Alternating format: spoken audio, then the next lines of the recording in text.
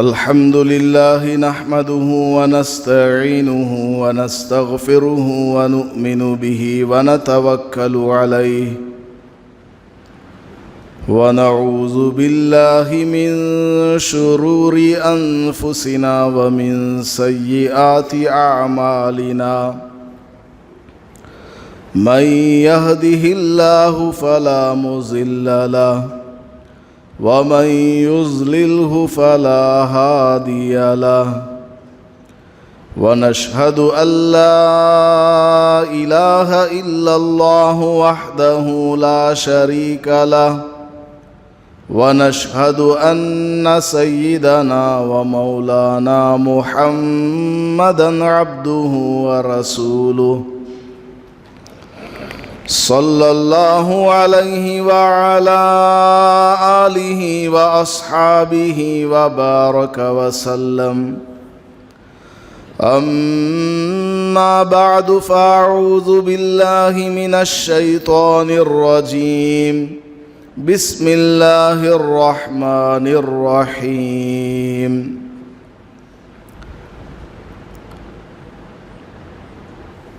يا أيها الذين آمنوا توبوا إلى الله توبة نصوحا وقال تعالى في مقام آخر إن الله يغفر الذنوب جميعا إنه هو الغفور الرحيم بارك الله لنا ولكم في القرآن المجيد والفرقان الحميد رب اشرح لي صدري ويسر لي أمري واحلل عقدة من لساني يفقه قولي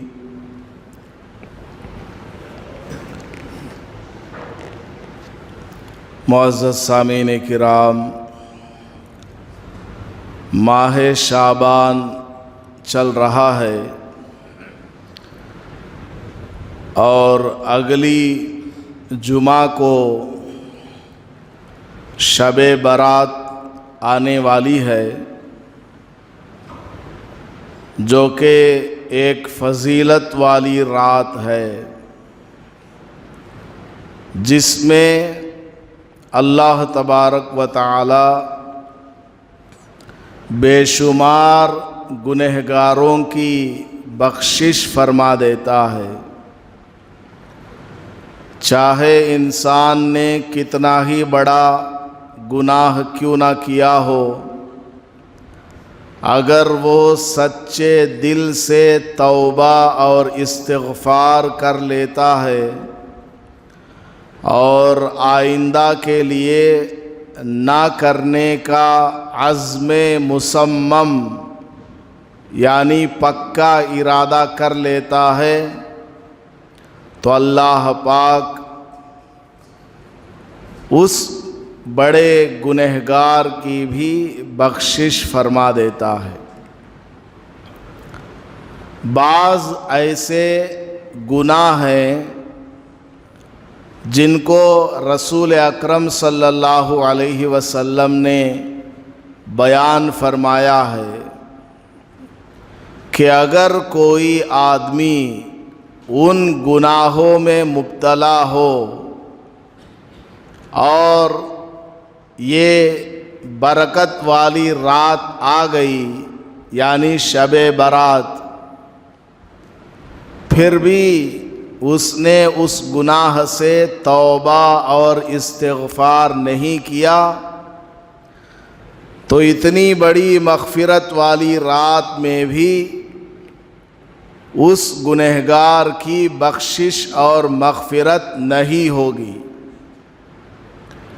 اس لیے شب برات آنے سے پہلے ہمیں تمام گناہوں سے توبہ اور استغفار کر لینا چاہیے، چاہے وہ گناہ جان بوجھ کر کے کیے ہوں یا وہ گناہ کسی ظاہری مجبوری میں کیے ہوں یا انجانے میں کوئی گناہ ہو گیا ہو، اللہ پاک تمام گناہوں کو معاف کر دیتا ہے۔ اس لیے شب برات آنے سے پہلے ان تمام گناہوں سے ہمیں توبہ اور استغفار کر لینا ہے۔ سب سے پہلے کون سا گناہ ہے کہ اگر شب برات میں بھی وہ آدمی موجود ہے تو اس کی معافی نہیں ہوگی، بشرطے کہ وہ توبہ نہ کرے، وہ ہے شرک۔ اللہ کی ذات میں یا اللہ کی صفات میں کسی دوسرے کو شریک ٹھہرانا،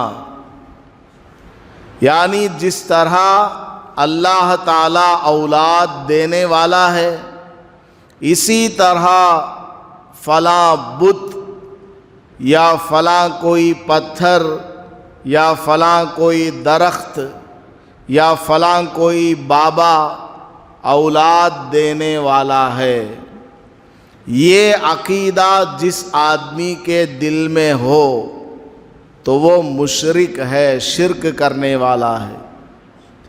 یا اس طرح کسی کے دل میں عقیدہ ہے کہ فلاں جگہ جائیں گے تو وہ صاحب ہمیں ہماری پریشانیوں سے نجات دلائیں گے، ہماری تمام پریشانیوں کا حل ان کے پاس جانے سے ہوگا۔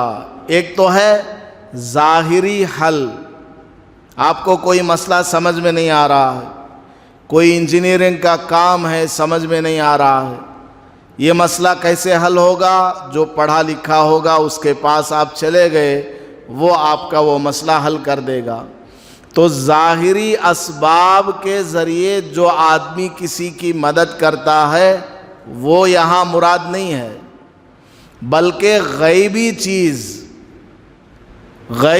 چیز کے ذریعے کسی کی مدد فلاں بابا کریں گے، ان کے پاس جاؤ گے اولاد ملے گی، دولت ملے گی، عزت ملے گی، ہماری تمام بلائیں دور ہو جائیں گی، پریشانیاں ختم ہو جائیں گی۔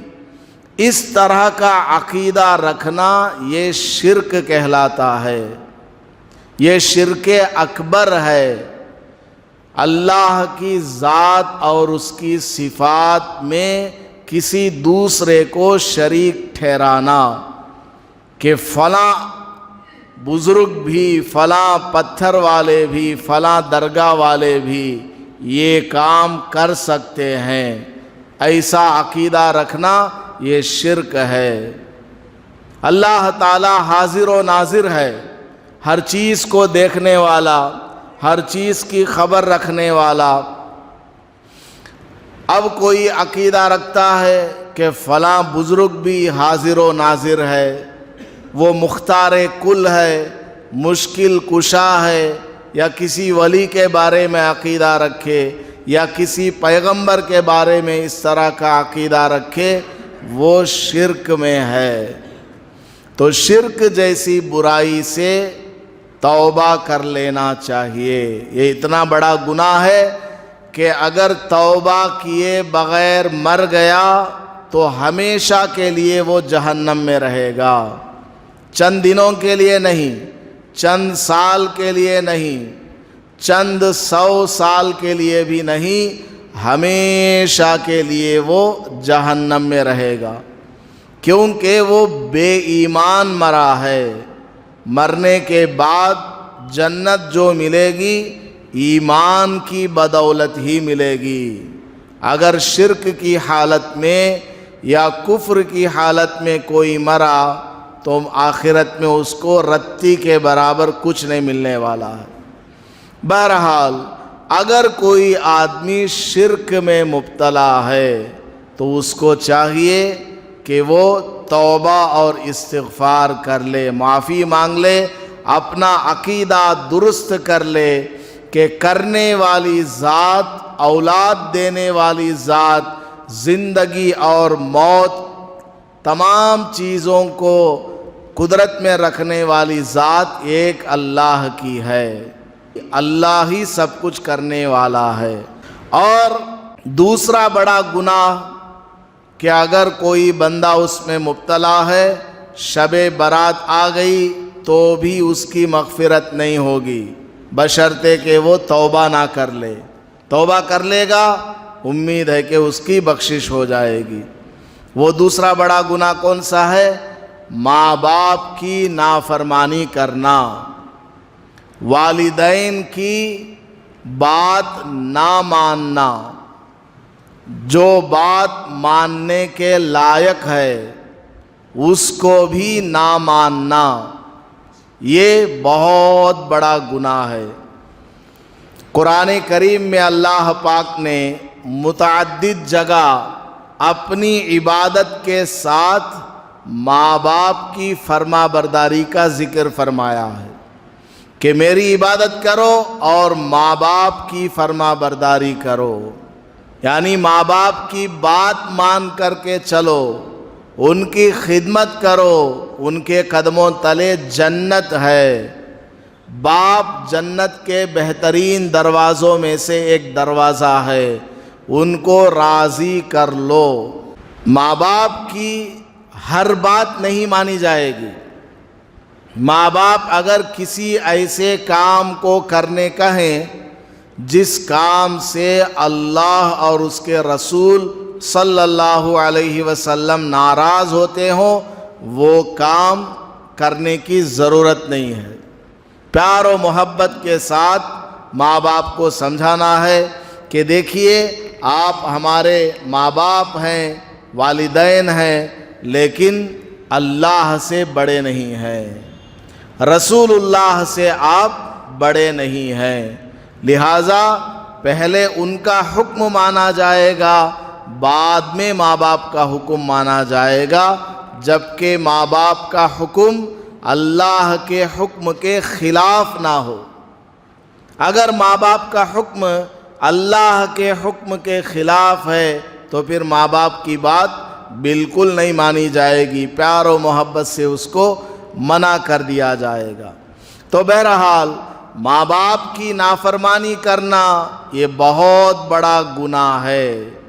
اگر کوئی آدمی توبہ نہیں کیا، شب برات بھی آ گئی تو بھی اس آدمی کی بخشش نہیں ہوگی، جبکہ شب برات بڑی فضیلت والی رات ہے، لیکن اس نے چونکہ ماں باپ کی نافرمانی کی ہے، توبہ استغفار نہیں کیا، معافی نہیں مانگی ماں باپ سے، تو شب برات جیسی بخشش والی رات میں بھی اس کی بخشش نہیں ہوگی۔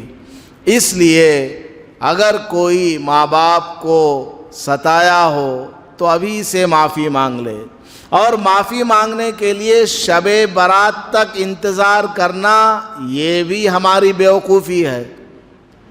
جس وقت غلطی ہو جائے اسی وقت معافی مانگ لینی چاہیے، نہیں جمعہ آئے گا تب معافی مانگوں گا، رمضان آئے گا تب معافی مانگوں گا، یا فلاں دن آئے گا تب معافی مانگوں گا۔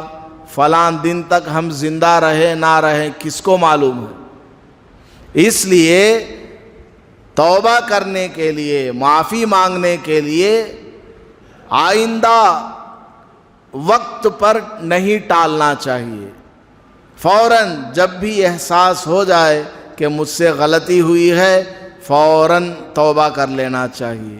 جس سے غلطی ہوئی ہے، جس کے ساتھ زیادتی ہوئی، اس سے جا کر معافی مانگ لینی چاہیے۔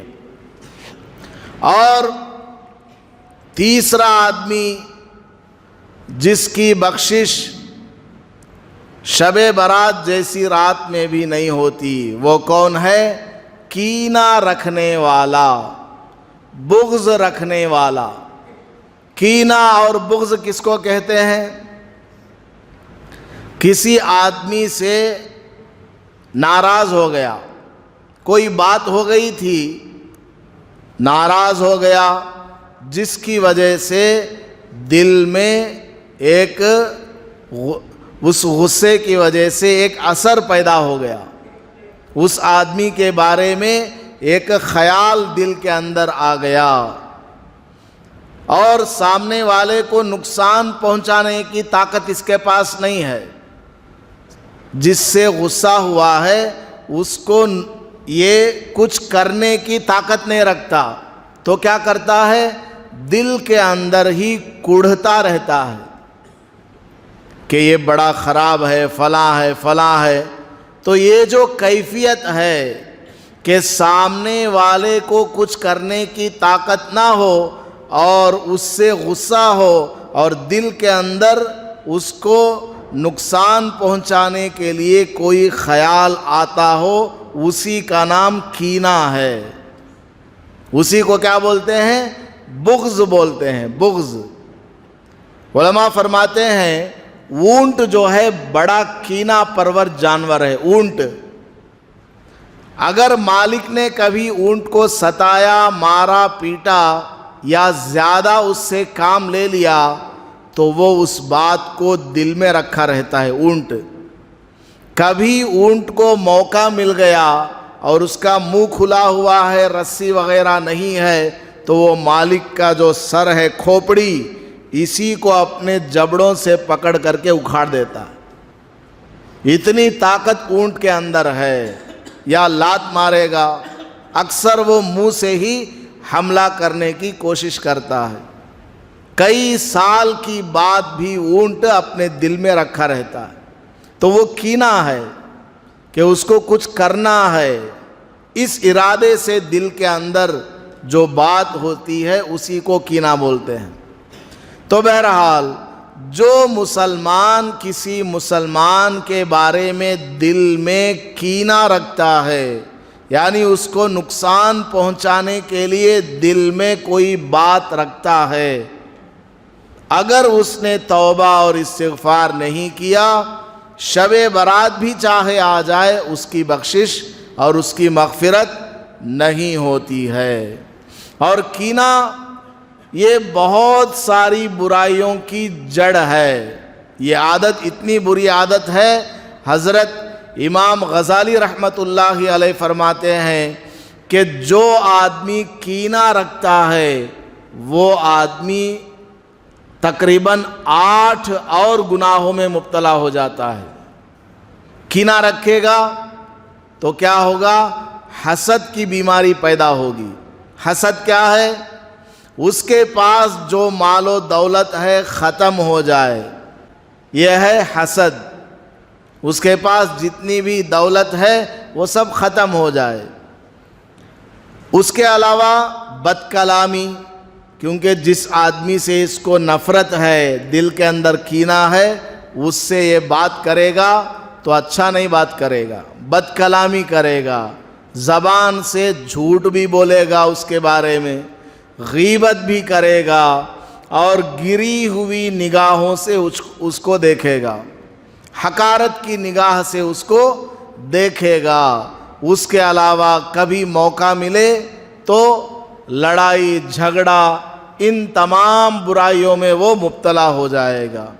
تو دل کے اندر صرف ایک چیز آئی، کینہ، یہ بیماری آ گئی، یہ بری عادت آ گئی، تو اس کی وجہ سے اتنی ساری خرابیاں آ گئی۔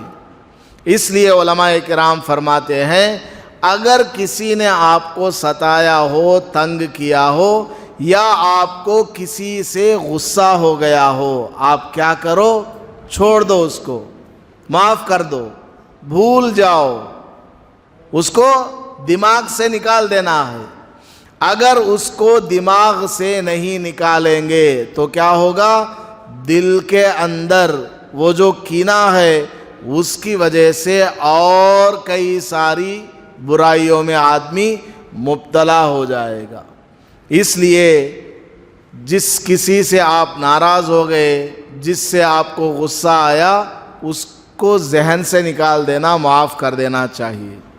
اور اسی طریقے سے ایک چوتھا گناہ ہے کہ اگر کوئی آدمی اس میں مبتلا ہے اور شب برات بھی آ گئی، توبہ اور استغفار نہیں کیا، تو اس آدمی کی بخشش اس رات میں بھی نہیں ہوگی۔ وہ کیا ہے؟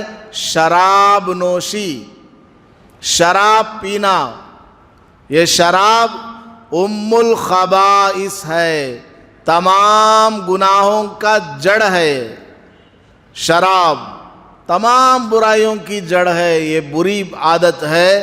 جس آدمی کو اس کی عادت لگ جائے، شراب میں وہ مبتلا ہے، نشے میں وہ کیا کرتا ہے کیا نہیں کرتا کچھ اس کو سمجھ میں نہیں آتا۔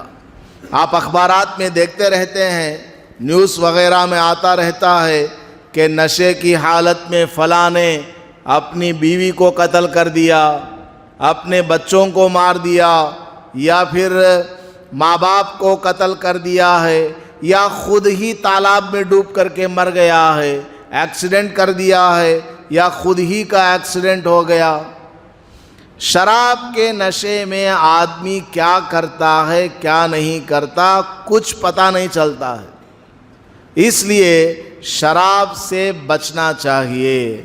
شراب کا مطلب صرف انگور والا شراب نہیں ہے، بلکہ آج کل جتنے بھی مارکیٹ میں ہیں، وکسی ہے، رم ہے، بیئر ہے، اور جتنی بھی چیزیں ہیں جس کے اندر الکحل ہے، چاہے پرسنٹیج اس کا کتنا بھی کیوں نہ ہو، 100 ہو 50 ہو، بعض لوگوں نے کیا سمجھا ہوا ہے، یہ 20% الکحل والا باٹل ہے، اس کو پی سکتے ہیں۔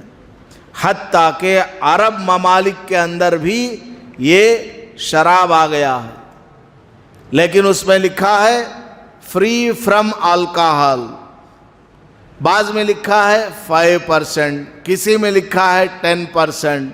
1% بھی ہوگا تو وہ شراب ہی ہے، 1% بھی اگر مکس ہے تو وہ شراب ہے، اس کو پینا ناجائز ہے، حرام ہے۔ شراب کا ایک قطرہ پینا ایسا ہی ہے جیسا کہ ایک باٹل پینا، دونوں میں کوئی فرق نہیں ہے، دونوں اپنی جگہ حرام ہے۔ اس لیے شراب جیسی بیماری سے بچنا چاہیے۔ مسلمان تو مسلمان، خود غیر مسلم بھی شراب سے دور بھاگتے ہیں، غیر مسلم بھی شراب کو برا بھلا کہتے ہیں۔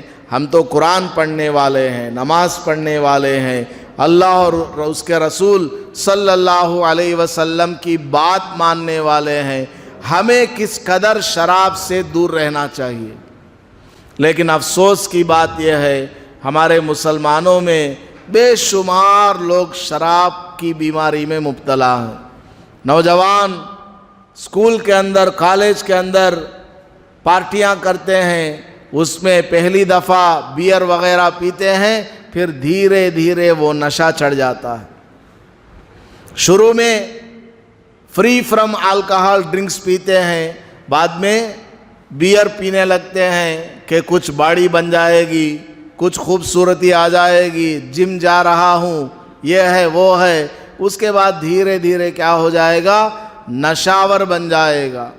اتنا وہ نشہ کرے گا، اتنا وہ نشہ کرے گا، جو کچھ کماتا ہے سب پینے میں ڈال دیتا ہے۔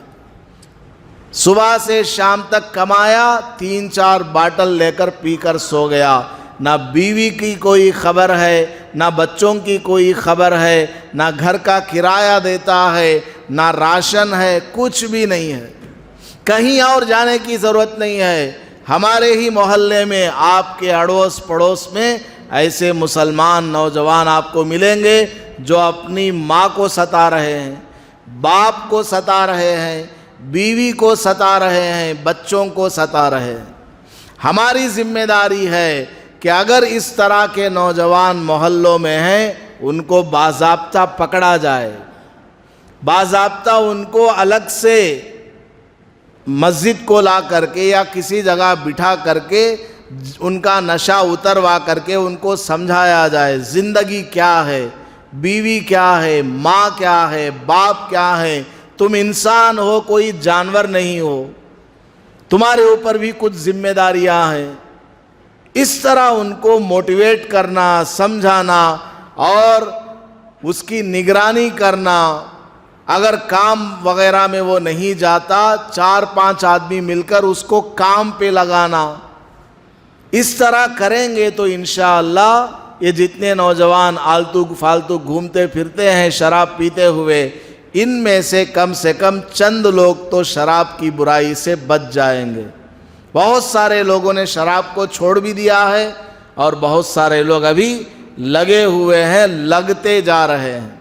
یہ سب کس کی ذمہ داری ہے؟ ماں باپ کی ذمہ داری ہے کہ اپنے بچوں کی دیکھ بھال کریں۔ ایک اسکول کا کالج کا اسٹوڈنٹ وہ مجھے بتانے لگا، اور بہت سارے ٹیچرز بھی بتاتے رہتے ہیں کہ ہماری مسلمان لڑکیاں غیروں کے ساتھ کالج کے اندر اس طرح چلتے ہوئے جاتی ہیں، اس طرح بالکل مسلمان ہماری لڑکیاں غیروں کے ساتھ مل کر کے اس طرح چلتی ہوئی جاتی ہیں جیسا کہ وہ دونوں بھائی بہن ہو یا پھر شادی شدہ ہوں۔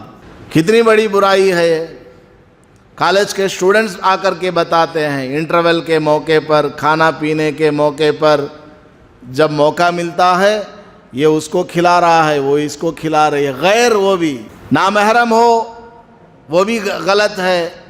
بالکل کافروں کے ساتھ ہماری بچیاں ایسا معاملہ کر رہی ہیں۔ ماں باپ کیا سمجھ رہے ہیں؟ برقع پہن لے جاتی ہے ہماری بچی برقع پہن کر کے جا رہی ہے، ٹھیک ہے، برقع پہن کر جانے سے سب ہو جائے گا، وہاں کیا ہو رہا ہے اس کی طرف کون دھیان دے گا؟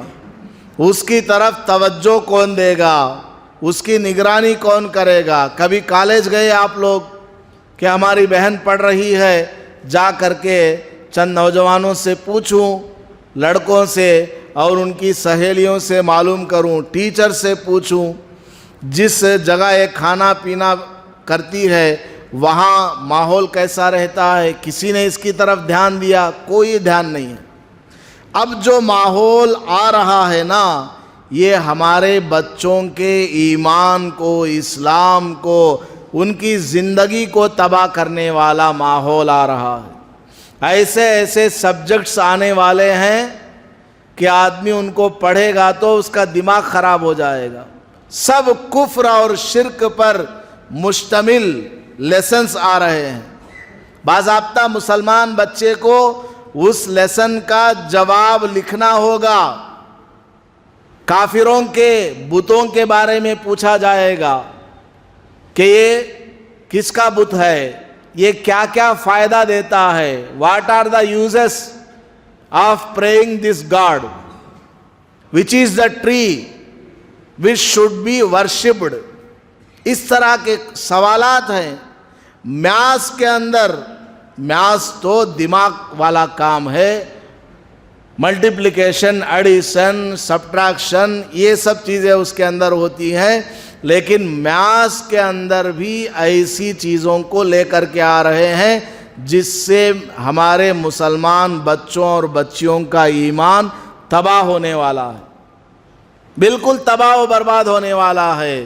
ایسے سبجیکٹس آ رہے ہیں۔ سائنس کے اندر بھی ستاروں کا نام لیا جائے گا اور ستاروں کے بارے میں بتایا جائے گا، یہ فلاں کام کرے گا، فلاں کام کرے گا، یہ فلاں وقت نکلے گا۔ ساتھ میں یہ بھی بتایا جائے گا کہ فلاں ستارہ ایک تھا جس کی لوگ پوجا کیا کرتے تھے، وہ بہت ان کو دیتا تھا۔ ہمارے بچوں کو کیا معلوم، وہ بھی اس کو خدا ماننے لگیں گے۔ بڑا آج کل کا ماحول کفر اور شرک والا ماحول ہے، اور اس کے ساتھ ہمارے بچوں اور بچیوں کو ان کا ایمان چھیننے کے لیے، ان کی عزتیں لوٹنے کے لیے اور ان کو اپنے جال میں پھنسا کر کے مرتد کرنے کے لیے سازشیں رچی جا رہی ہیں۔ کچھ دنیاوی جو چیزیں ہیں، عیش مستی کے، عیاشی کے، موبائل، انٹرنیٹ، فیس بک، اس طرح کی چیزوں کو دیکھ کر بھی کچھ بربادی آ رہی ہے۔ تو ہمارے ماں باپ کو چاہیے کہ وہ اپنے بچوں کی نگرانی کرے، کڑی نگرانی۔ دروازے میں سے نگرانی نہیں ہوگی کہ بچی برقع پہن کر جا رہی ہے، برقع پہن کر آ رہی ہے، نہیں، کالج میں نگرانی کرو۔ اچانک کسی دن پہنچ جاؤ، ہفتے میں ایک دن، بن بتائے، فون کیے بغیر اچانک پہنچ جانا ہے۔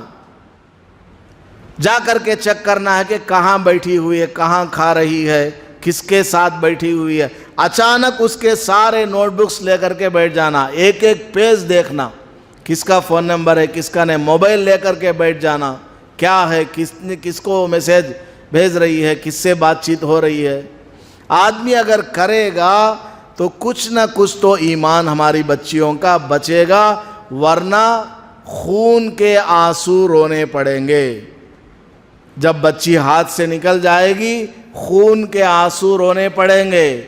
ہمارے ہی محلے کا واقعہ ہے, چند نوجوانوں نے ایک اسی طرح کالج کی لڑکی کو پکڑا کہ وہ غیر کے ساتھ راستے بھر میں بات چیت کرتی آ رہی تھی.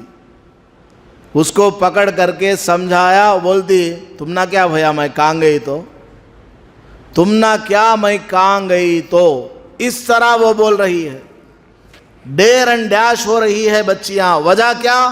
ماں باپ کی کوئی تربیت نہیں, یا پھر ان کے ماں باپ مر گئے ہیں, نہیں ہیں, کسی اور کی پرورش میں ہیں جو ان کی دیکھ بھال نہیں کرتا, یا زندہ ہے لیکن مردے کے مانند ہے, توجہ نہیں دیتے, یا اس قدر بزی ہیں اپنے کمانے دھمانے میں, اپنے گھریلو کاموں میں, کہ بچے چاہے کہیں بھی جاؤ کہیں بھی آؤ, وہ برقع پہنے نہ پہنے, لباس چست پہنے نہ پہنے, پینٹ شرٹ ڈالے, بنیان پہنے, چڈی پہنے, کسی بھی طرح کا وہ ڈریس پہن لے, ماں باپ توجہ نہیں دیتے. ان سب کو قیامت میں جواب دینا ہوگا. تو میں کہہ رہا تھا ہمارے نوجوان پارٹی کے بہانے, اچھا ایک بات اور یاد آ گئی, کچھ سینٹرز بنے ہوئے ہیں جہاں موٹاپا کم کیا جاتا ہے, اس نام سے کچھ سینٹرز بنے ہوئے ہیں, وہاں ہمارے مسلمان مرد اور عورت جاتے ہیں موٹاپا کم کرنے. کیا مس ورلڈ بننا ہے؟ موٹاپا کم کر کے ڈاکٹر کے پاس جا کر علاج کرا لو کافی ہے. ایسے سینٹروں میں جا رہے ہیں جہاں وزن کم کروانے کے لیے غیروں کے ہاتھ میں ہاتھ دینا پڑتا ہے. دوائیاں کھانا, ایکسرسائز کرنا, وہاں کہنے کے مطابق ہاتھ ایسے اٹھاؤ, وہ ایسے اٹھاؤ, اور اس کے علاوہ وہاں مہینے میں کوئی دن متعین کرتے ہیں کہ آپ نے اس مہینے میں کتنا وزن کم کیا, سب کے سامنے آ کر کے بیان کرو. ہاتھاں کتنا کم ہوئی ذرا دکھاؤ, پہلے کتنا چست لباس پہنتے تھے اب کیسا لباس ہے ذرا دکھاؤ.